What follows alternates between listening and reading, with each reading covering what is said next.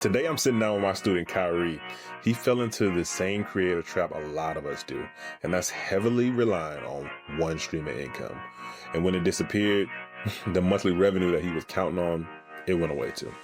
Right. So still actively looking for consistent 9 to 5 work. I'm inching a lot closer to that.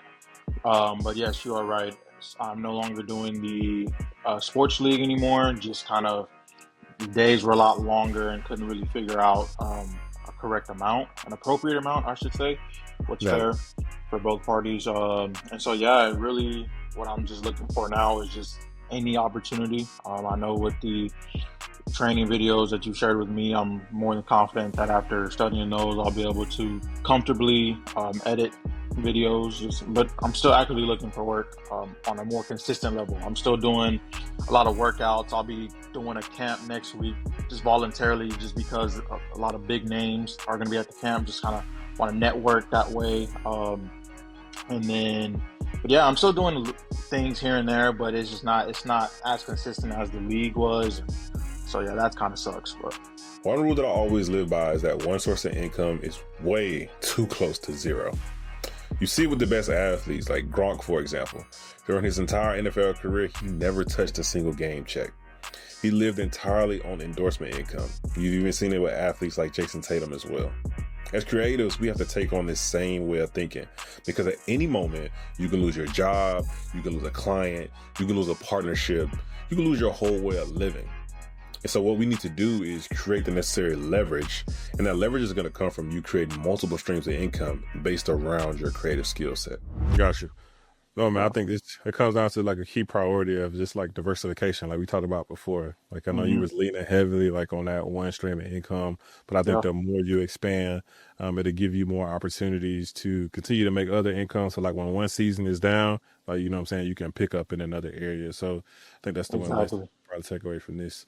So for you, next steps, like I told you before, and really honestly and ironically enough, like I've been telling you from the beginning, I think you Yeah. really should get into like more remote editing or just remote content creation possibilities so that, you know, you can just open yourself up to more opportunities from that side of things. Mhm. Because now instead of just like being locked in on one specific, maybe local client, you have the potential to Right. work with as many clients as you can potentially bring in as far as you can Mhm. continue to market yourself. From that standpoint, next steps, like what are you thinking you would need like on a baseline to be comfortable? And then like what's like a stretch goal for you think you'd bring in every month? Just from the content space or just overall? Just overall. We're just gonna do overall. I mean, overall, really, I'm gonna say 35 to be comfortable. Okay. To be comfortable. 35. Yeah, because that's what. Yeah, I was getting a little more than that before I got laid off. So 35 a month to get comfortable. I would say the dream is, I mean, five. I mean, I think that's an ideal dream. But comfortable within reach that I know I can pretty much get is about 35. Because, like I was telling you, I mean, it's give or take. I'm saying like maybe 600 now, just from everything I'm doing every single week. But obviously 600 is not going to cut it. So if we can expand that to thousands, then now we're talking, and now I feel like I'll have a business at that point. 'Cause yeah, I have one now, but it's bringing in just what it's bringing in. And his current goal is to get back to $3,500 a month, bare minimum, right? Which I feel is very attainable right now. But to him, it feels far away. And I know that feeling very well because when I was working at Kennesaw State University, I remember begging for raises because I needed it because I just had a child. And I remember getting told no. And honestly, it crushed me at the time because I had been relying and taught to rely heavily on that job for my income. So what did I do? Initially, I turned to DoorDash because it was the only thing I could think of that was a permissionless way to make extra money. But it was nowhere near what I was truly capable of if I just leaned into my creative gifts and skill set. So I had an epiphany. I was like, one day I was out in the rain door dashing and it was like pouring down rain. I'm picking up orders, delivering it to people's doorsteps.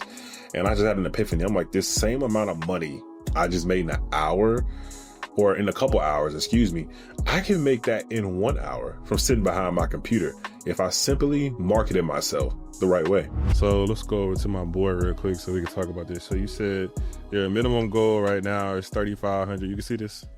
Yes, I can. Yes. Okay. So 3,500. Excuse my handwriting. You and everybody else No, watching you it. good. You good. 3,500. And then you got 5K is your stretch goal. Mhm. So the reason why I want you to really focus on like learning like remote editing as a skills, I think the more you expand your skill sets, like the more you're gonna be able to make. Like that's just the core principle of it.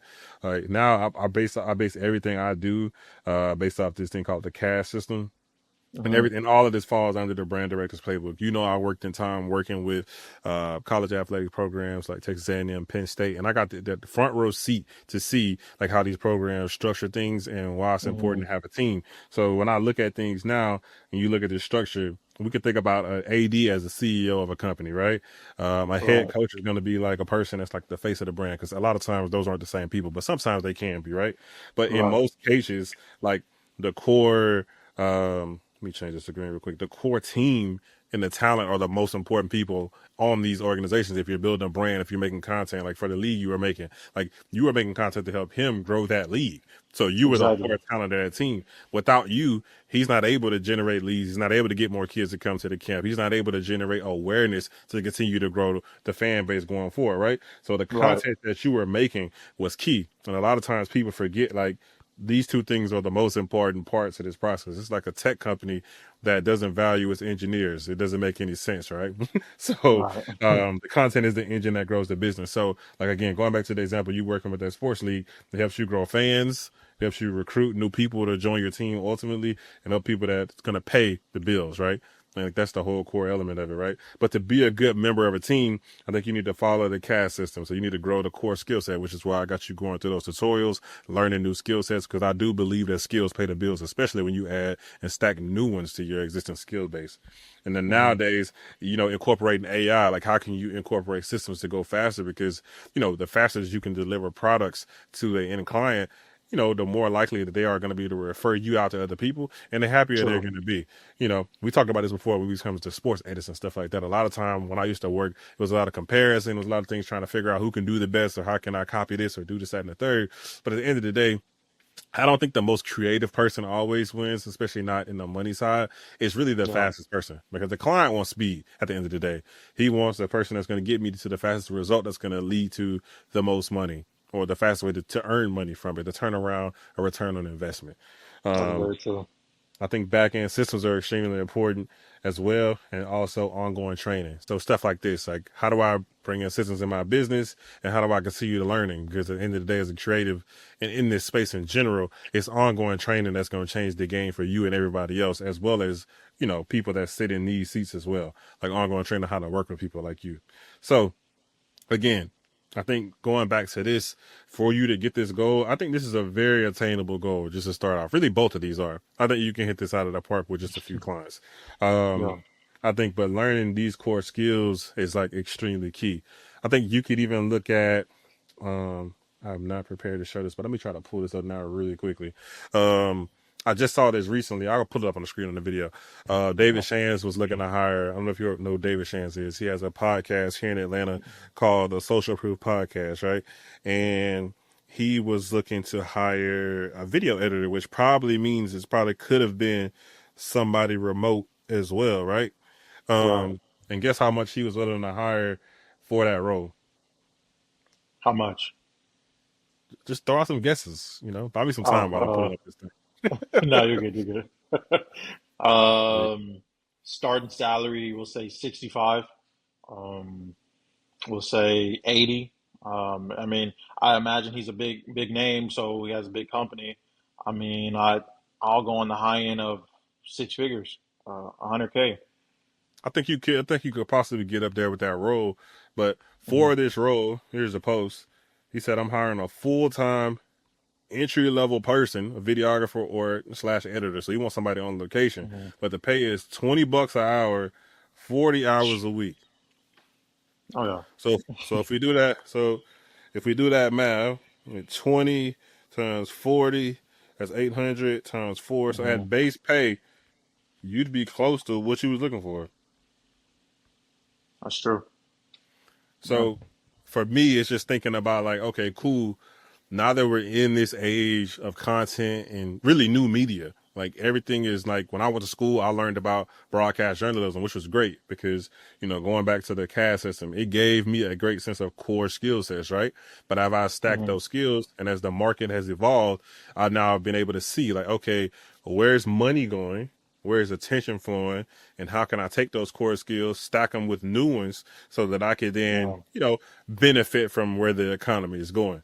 And so in this Yeah. sense, I challenge you to do the same. So like, okay, if you're trying to make this, I think you can get either one of these by just trying a few different things.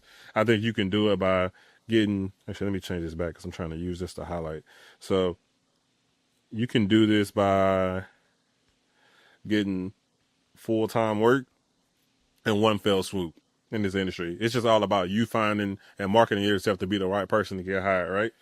You Hmm. can do this by getting part-time work, which will mean you may need maybe 2 to 3 clients.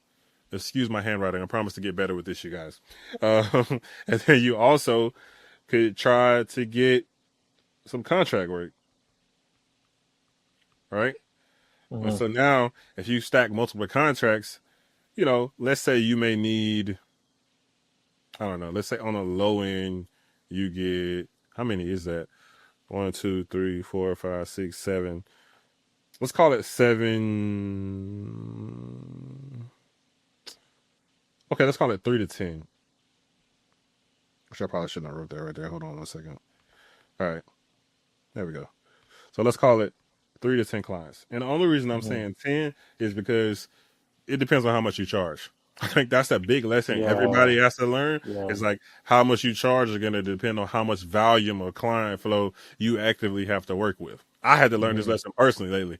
Like I'm still doing like websites for people because it's an easy thing for me because I've learned the skill, stacked the skill of Hmm. doing that, stacking it on top of like learning base graphic design. But the other key skills that I had to learn too was how to market and price appropriately so that now I am marketing myself as more of a premium service because again, going back to it, how can I get you a high quality product with a fast turnaround in Yeah. process and systems that work best for me?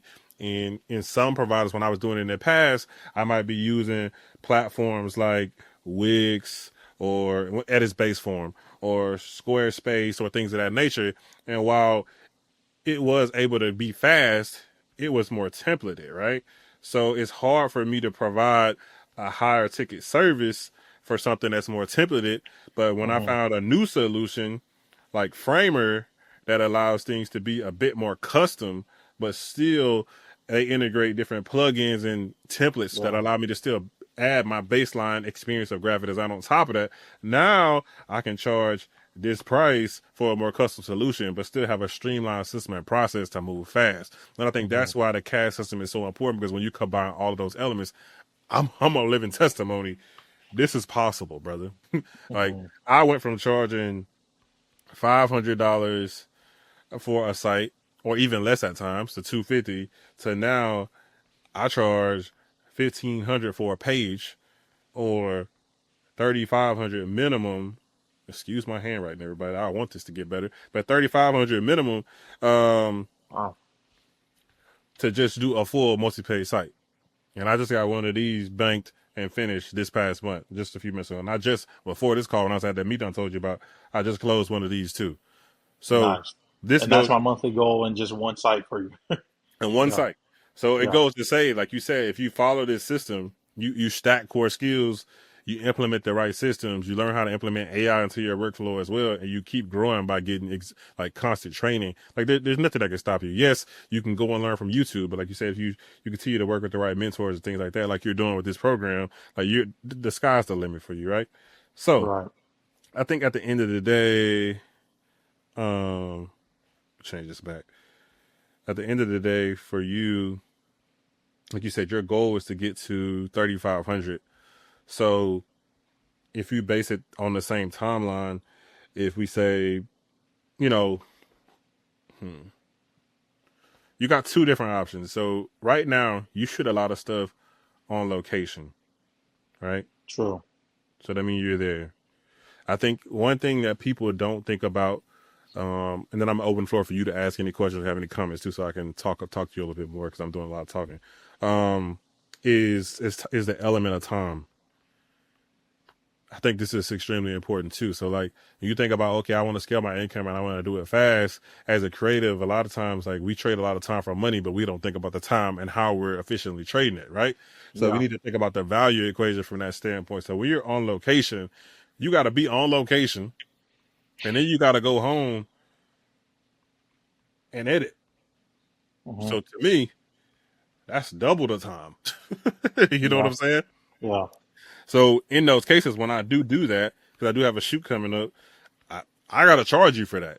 And a lot of times, like I ask you, do you charge for your post production, like in your prices, or you I just? I I do now. You made me realize that a while back. I used to just charge for that on location until I Yeah, realized how big the project was coming home and spending more hours on the edit. So yeah, I definitely charge for that now too. yeah, I think that's a big thing. But Hmm. now, if you can still, stack your revenue and diversify it, still keep these consistent workflows coming in and these clients coming in because you're already getting those clients, right? Yeah. But now, if you can get more remote opportunities as an additional revenue stream, like you said right now, I think you said this brings in like $600 right now for you, a little inconsistently That's, around that number. yeah. So that's 600 towards your goal. Now you need to figure out how I can bring in a minimum 2,900 from remote work today, right? Hmm. So for you, it's figuring out packages of that can work best for you. So I think it would be probably around $500 retainers that you can figure out, like, and then also maybe some situation with $1,000 retainer, maybe 1,500, depending on like what the scope of work would be. And then obviously, if you can work out some kind of part-time work retainer, we're gonna be smart about this. Hmm. You need to negotiate. You need to negotiate how you can get really all of this money that you need to be comfortable. And Yeah. again, this is just part time. And so then once you do that part time, you don't have to sub no more. You don't have to do all this other stuff you're doing. And now you have to go back again, going back to this, figure out what systems you need to put in place, what AIs you need to use. Again, you're in this program, so you're getting the right training, ask the right questions so that you can scale really any of these things so that you can Hmm. add in, bring in more clients or partner with more people so that you can figure out how to make it work. All right. So do you have any questions about this before I continue going on? No questions about this one. No, Okay, great. that's good. So at $500, you looking at how many clients you need to hit this number. Let's just round it off and say it's 3K. How many people is that? Um, to get 3K or to get 500? Three 500? 3K using Um, $500 increments. oh, Let's see how good at math you are. that's about six, I think. It's exactly six. So Yeah. 6 people. Mm. Okay. So let's remove this one to make it easy math for you. At $1,000, how many clients you need, Kyrie? Two. No, it's not. To get 3K. Oh, to get 3K, three. Oh, is that five? Mm-hmm. And then obviously to get this part-time role, you need to land one person. Hmm. So at this point, when you look at the scope of this, you like, man, like when you call me, man, like I'm still laid off. I'm trying to figure this out. I'm in a punch for money because the league stuff is not working like it needs to be. Like, yeah, this is daunting at first, but when you come over here and think about it this way, cool. Yeah. Now all I need to do is figure out at this point where you're at how I can utilize the iPad I got, but then ultimately investing back in myself to get a laptop, get a computer, or get some kind of Mac or something to like actually to Hmm. have a workstation. Like this becomes a lot more attainable real fast Yeah. because Yeah. again, this is 6 conversations. Like you know what I'm saying, 6 yeses to get. This is 3 yeses to get, and this is one. Like that's not a lot of yeses to get locked in on a monthly Hmm. basis.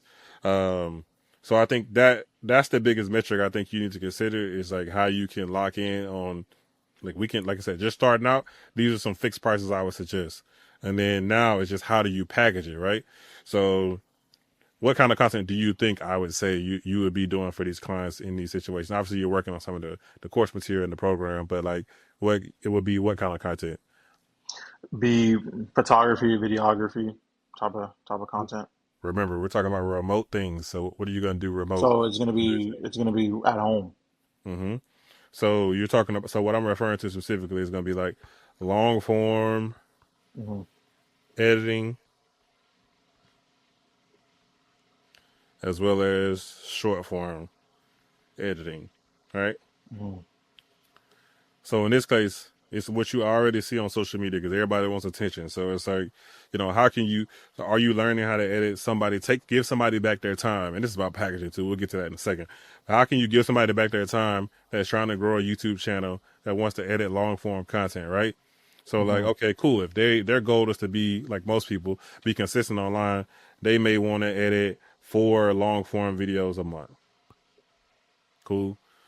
And for those videos, if you wanted to start off in that package, let's just use the $500 package for example. You can do, what is that divided by 4? Yeah, so you could do 125 a video for a long form piece of content, and that was all from one client. You can do 4 videos technically if you was really locked in on it from an editing side. You can probably do that in 2 days. So this is 2 days of work to lock in one of them clients, right? Hmm. And that's just saying you dedicate 4 hours. That's really 4 hours. You can still DoorDash. You can still do whatever else you got to do in the meantime as you build this up to do that. So in 2 days, you can knock out one of these. One of these clients work for the month and they're gonna be happy. And then you say, okay, cool. I need 6 of these, right? So if you need 6, so I'm telling you, you can hit your minimum goal now. Well, I don't need this dollar sign right here, but let me just knock this out in 12 days. Hmm. And that's just if you lock in and focus on it, right? Yeah. And it's the same thing. Like if you this is where you package things up. So now if you edit in long form content for somebody and you say, all right, cool, I can take up the long form and I'll also, as you learn in the program, like piece it up in the short form as well. Now you're packaging things up. And I'll also give you 5 pieces of content per 5 short form pieces of content as a goal per long form they put out. So now they have content to put out every day of the week, Monday through Friday, with each one of their videos. So Hmm. now they're getting 1 long form video and 5 short form videos. This is a package, and maybe you charge them 1,000 to do this, or maybe you don't. Maybe you say it's 750 or something. I don't know, Hmm. to knock those out to give them those 5 extra videos. But even still, now you just upscale the price, and again at 750, which might be a better median number. You're gonna need 4 clients to do that. 4 people, Kyrie, Yeah. to do that. So I think that's the importance, like I said, of learning that skill, because I'm sure, I would assume, you spend some time on your phone or on your TV watching YouTube or watching scrolling reels on TikTok or on Instagram. So it's like, now how do you be a part of that economy and become, that person Yeah. that helps those creators do that for just 4 people, so for you to reach that. And again, if with this, like I said, this is probably 3 days worth of work, brother. Like, this is not a lot of time you're spending for each one of these clients. So again, 3 days times 4, what is that? That's still 12 days in this 12 same days. model. So you still got more room for that. And then if you double this number, again, you get to 8 clients, right? Now you're looking at 6K. You didn't pass your goal you're really trying to get to. Yeah. Yeah. And all that is at that point is you got a month's worth of you got a month's worth of work, but now it just comes down to you managing your time appropriately so that you have a back end system as well, like I talked about in the CAS system, like a back end system to manage these clients, to communicate with them, to make Hmm. them feel happy, let them know where you are in the progress, whether they have one or you're giving them one, so let them know where you are in the progress in terms of like where you are in terms of giving them the deliverables and things of that nature. But for the most part, like, that's probably the best case scenario in terms of turning it around. So Hmm. what are your thoughts feedback? Like, where's your brain at right now? I know I'm doing I a lot. love it. No, no, no, you're good. I love it. It's def seeing numbers because numbers don't lie. That's why I was a data analyst for 4 years before I got laid off. So it's like seeing the potential of what I could reach is it's awesome. It's very motivating. Just the constant thing that I'm struggling with now is just converting my leads, right? It's like I get so many leads, inbound leads, and some I got to outbound and reach out to. But those inbounds, really trying to close every single one of those, and that's just the hardest part because I'm sure, as you know, you can't get people to say yes, and you can't get people to sign on that dotted line. So it's just like if I could really just market myself a lot better, and it's really about I feel like who I'm marketing to. I know for that since we first met. It was really trying to get me on board working with businesses. I've been into talks with a couple of business owners, and like the guy who does the basketball league, he also owns his barber shop. So I would do content for him and a couple of the barbers in several different shops. But it's really working with outside businesses and kind of getting them on the retainers is what's kind of been my focus. Is just me getting that spec work, going out and shooting that, and kind of just building up my portfolio and reaching out to. That's really just trying to secure that avenue because it's like while sports is my bread and butter, it's like that's what most of my following is. It's like I kind of want to transition to a more consistent base of the business, and that's honestly how I feel like I could reach my goal is by transitioning over to the business side and remote work, of course. So really, I mean, my question would just be, like kind of like what's next, right? Like I know you sent me the trainings. It's like I want to say the long form videos were in that last folder. So it's really, do I just download those files and just kind of edit it based on how you showed me, and then we go from there? Okay, 100%. Yep. okay, Because I think okay. you're learning the core skills there. Hmm. Once you start doing that, I think for me, like you were asking that question, I think, or I have making that statement, I think for a lot of people, marketing Hmm. is a huge issue, right? Yeah. Uh, so like from a marketing sense, like that's going to be, I mean, a lot of people's problem. It's your problem. It's a lot of business owners' problem. So it's just like, how do you solve that for yourself? So Hmm. again, I think for you, one of the biggest things I would suggest is yes, sports can be your bread and butter now because you're still bringing in some dollars every month from it. But now, when we talked originally, I was just saying, hey, Kyrie, let's branch off into like getting into business. But now, Hmm. what I'm telling you is, I think you need to get into online businesses. Like, you know what I'm Hmm. saying? Like, Hmm. like how do you break into the online business space? You need people that are looking to market on social platforms. So whether that's Yeah. Instagram, whether that's TikTok, whether that's YouTube, which is a good one. You want to be in this space.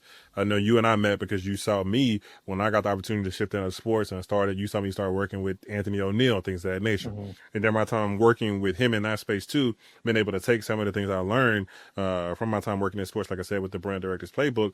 That playbook is the same, not only for those athletic organizations, it is now the same for individuals as the face of the brands. So it's like, Hmm. cool. If you have a business owner, like now your proposition is, how can I join your team or be of value to you as a team member to Yeah. save you time in this process? Like that's your Hmm. value proposition. Yes, it's in the method and it's in the form of content, like I talked about, because it's the best thing that they need for their business. It's how they're Hmm. going to get more fans. It's how they're going to get more people to purchase their products and services, and it's how they're going to recruit more people to their team.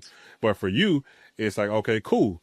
Now, from an online business perspective, how can I make this person more marketable, more known, and get more sales to their business? So, um, from that standpoint, from your marketing sense, like you said, I think you still post the content that you're posting to attract certain people in sports, but I do think it's going to be value. I know it hurts. We do a thing and we're used to doing a thing, but I Yeah. think at a certain point it becomes time to make a shift I agree. to what's going to help you really hit your goals, right? So now, like, I think you see a lot of people do this online. So like, I think the tutorials that you're referring to that I'm giving you, all of that is practice material. So, Hmm. and I'll give you more practice material as well, so that you could then on your social media, you can do the same thing as most people do. Like, like when you go get a haircut, what does he post?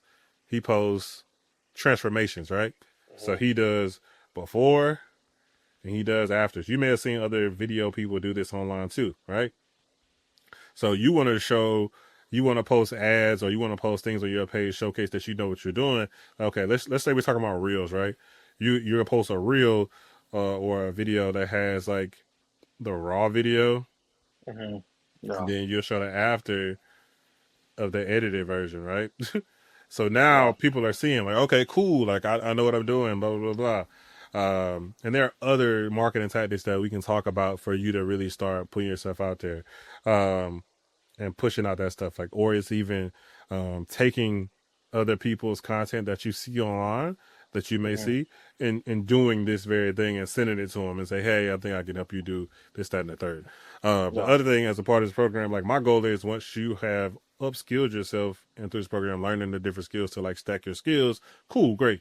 Now I want to be able to put you in front of more people and have more opportunities. But like most people, they want to see a body of work, and that's why, you know, you have the Yeah. tutorials, you have the practice materials, you have the different training, so that, you know, the faster we get through that, the faster it's like, okay, cool, how do I put Kyre in front of the right people to say, hey, this might be an entry level person right now, but he has, you know, a hard working spirit and he's willing to put in the grind to get better at this, to be able to put out more work. Because most people are going to want, you know, and that's why I put you on long form first. That's what a lot of people stray away from. But short form is a bit easier.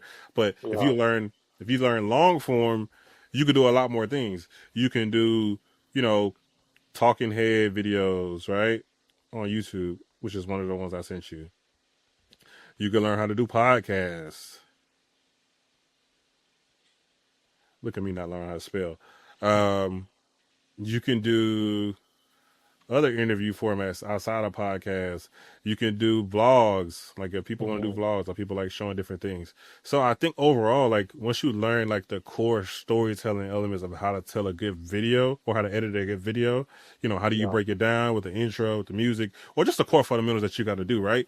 Like now it positions you uniquely to be able to help service a lot of different people, versus like, again, in the beginning when, like, hey, I'm Kyre, I work in sports and I do this, that, and the third.